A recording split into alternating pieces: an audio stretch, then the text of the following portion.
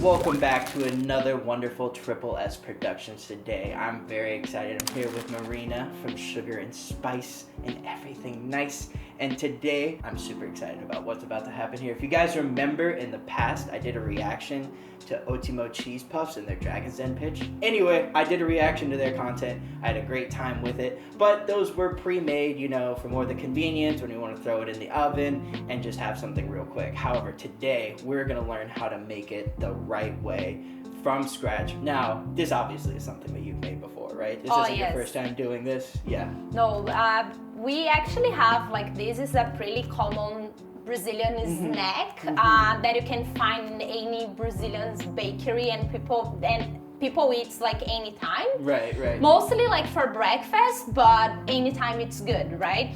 I added a little bit more cheese on the mixture because we love cheese, and to make more cheesy, the Pao de Queijo, so that it will be good, because on the instructions on the bag they say don't add anything else, just eggs and water, but I prefer added a little bit more cheese, whoever doesn't like cheese, right? Yeah. So recipes are just a base anyways. They're meant to be built and Yes. changed and all that kind of stuff. That's right. So, absolutely. So I always use this mixture for Pão de Queijo called Amafio. They usually sells here in Vancouver. You can find in any Brazilian grocery stores. Specifically in downtown, they have plenty, so you can find there to buy. And also it's good like handy if you want to prepare the Pão de Queijo and you don't want to eat it today, you can freeze and eat it another day and just like pre-made it and then put it on the oven. Right, like prep for the future. Kind Oh of.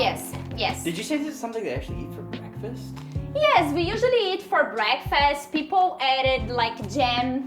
They eat it inside with jam, cream cheese. We also have like a requeijão, which is really famous in Brazil. It's not really close to cream cheese, but it's a mixture in between that you can spread it over and put it inside, or people prefer with Nutella. You can have like as many creativity you can put it on.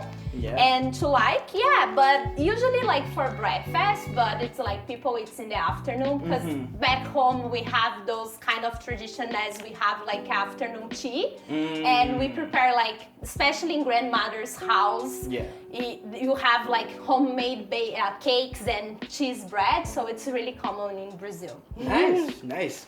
Well, I've never had that for breakfast. I'm definitely gonna have to try that out, but these are so good, I will take any excuse to eat them at any time of day. So, all right, so let's get right into this. What do I gotta do first? So first we're gonna add the mixture. Usually we can do today just half of the package. All right, get that in here first.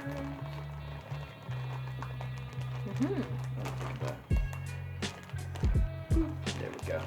About half. And then we are gonna add the eggs on that too. Both of them? Or? Yes, both 2 eggs. Let's see how good my egg cracking is this time. Oh, that's a...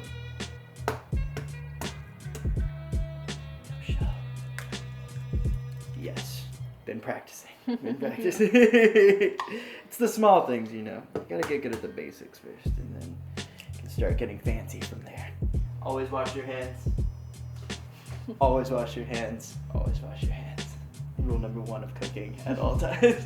All right, what's the next step we got? We can add a little bit water. We are gonna add it a little bit. Do we have to like mix it in like as we do it, kind of a thing? Okay. Usually like 1 cup of water, 1.5. Depends how the mixture is gonna turn it out. So just add a little bit, and we're gonna mix it, and then we are gonna see if we needed more water. All right.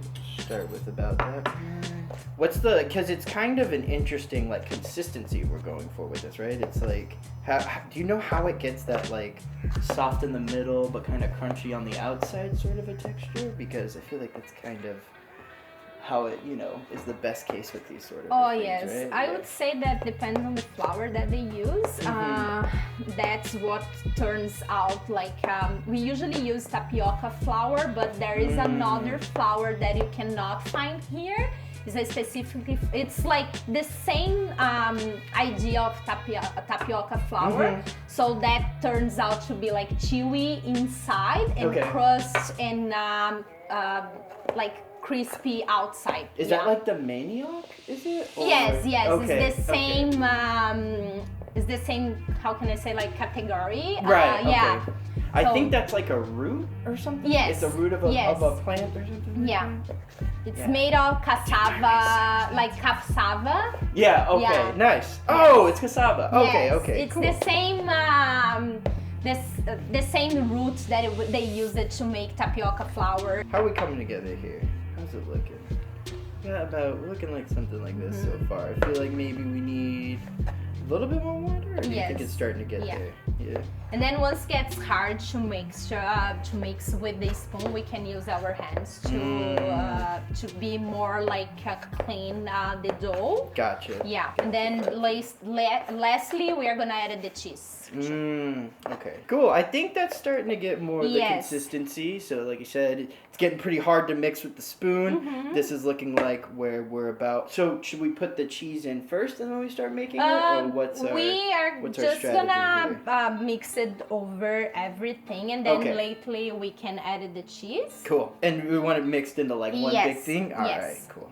I'm going to go right in for it then. Hands on cooking. Oh, this is already...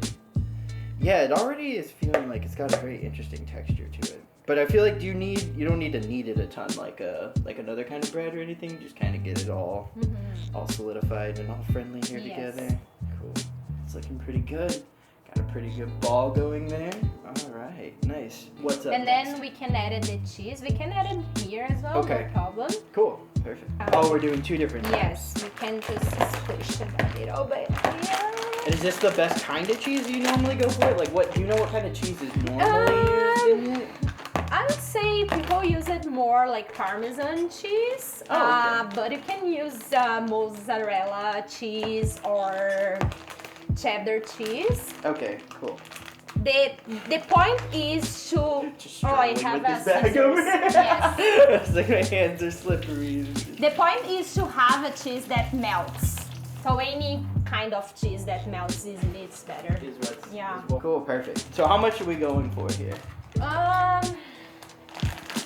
little bit of each. Let's measure, because usually like savory food, I just do like by feeling. I don't measure much, but let's measure, and we can add it like this. I would say a cup of cheese. I normally go by feeling with unless I have a recipe that specifically tells me. I heard. It seems right. This feels right. My heart is telling me that's how much we want. So now we are adding half, and then we can add more half, and then we see if we need more cheese or not. Cool. Right, all our cheese is in, and then just incorporate it on in there. All right. And how would you say you'd be able to tell like if it does need more cheese? Like what are the signs that you were saying that you normally go by to tell if you need to add more? I would say if all the cheese are mixed together and look really cheesy and that's good. But if we don't see much the cheese, that means we needed more, so better to add it more.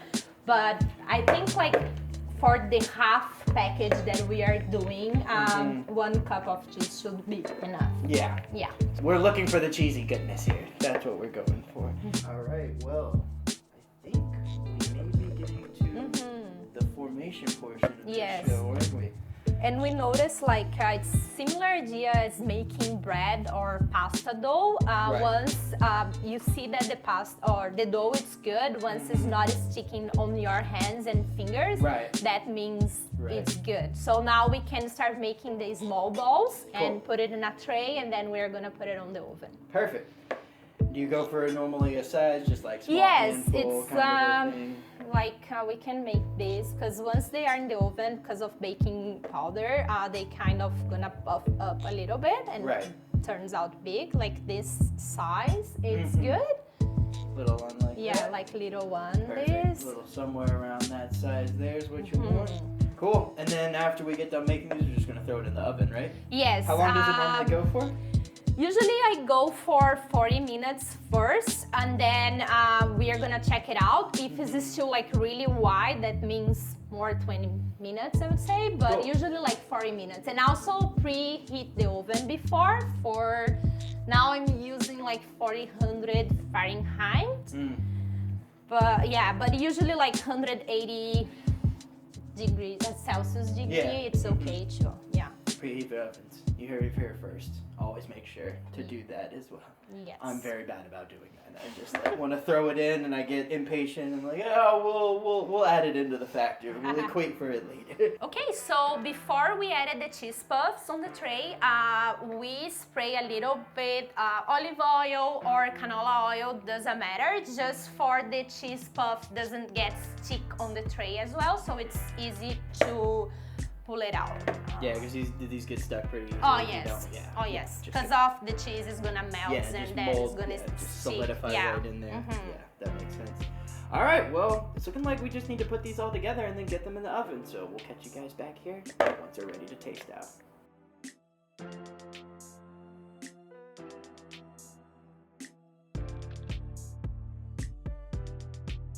All right, now we've had our cheese puffs in the oven for about 40-ish minutes now, and they're starting to look like they're ready to pull. So let's do it. Let's do Time for the big reveal.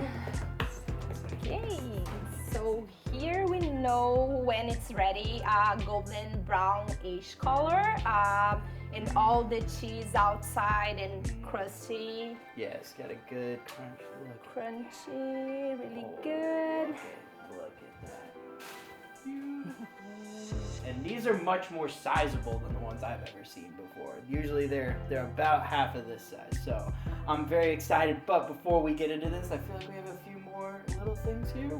Yes, we do. What are we gonna add on here? We usually like people like plan pão de queijo, but sometimes if you wanna put it something inside, you can put it in kind of any flavor or any kind of jam.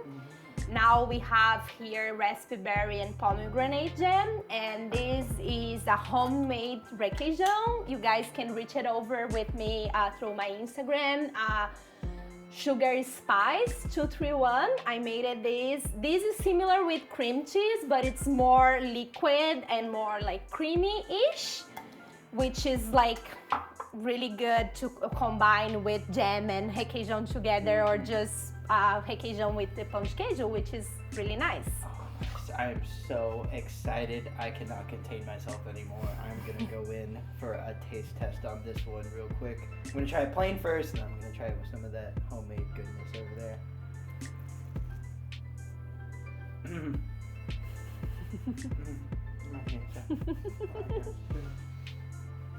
Cut the cameras, guys. This is, oh man. No, seriously though, this is amazing. Like, just if you can see on the inside, we've got this nice chewy texture with the hard exterior. It's something I've never really experienced in a snack like this before. And I think I thought it was going to be more the cheese like stuffed in the interior of it, because that was just kind of how I imagined it. I think you said that was called something different, right? Yes. That's another dish. Yes. But to do some chewing there. But yeah, you know, you said, I think that's called another dish where they put the cheese in yes. the interior. Yes, it's deep fried, called bolinha de queijo. It's kind of flour-ish, and some people make it with potato too, or flour, potato starch, and then you put the cheese inside, roll over, and fry, like deep fried. Yes, it's a different way, and it's not that chewy as pão de queijo is. Yeah. Maybe a future video. Let us know if that's something you guys want to see. Might have to do that, but I'm gonna try this out real quick here, because it does look good. It does have that nice like cream cheese kind of consistency to it, like you said.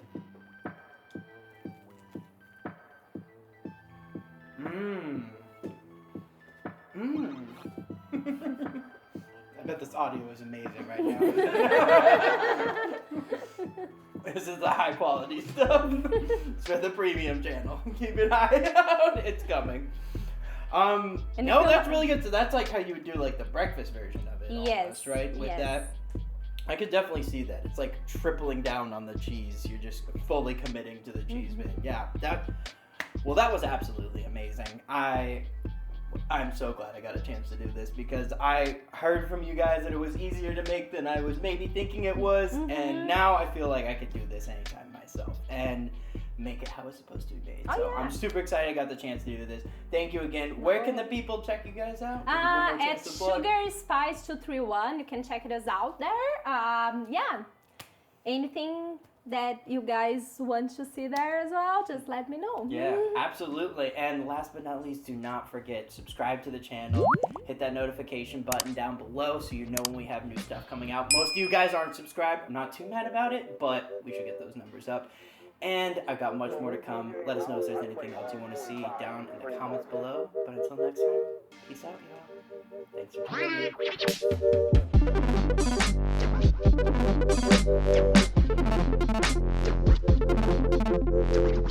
in.